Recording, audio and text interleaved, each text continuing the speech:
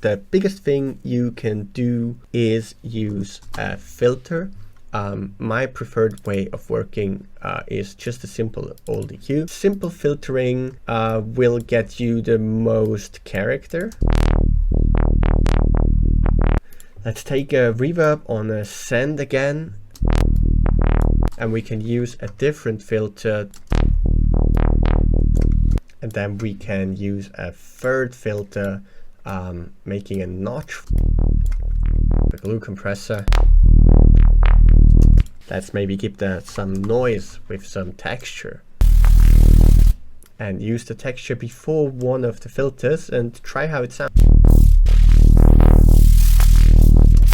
or at the very beginning.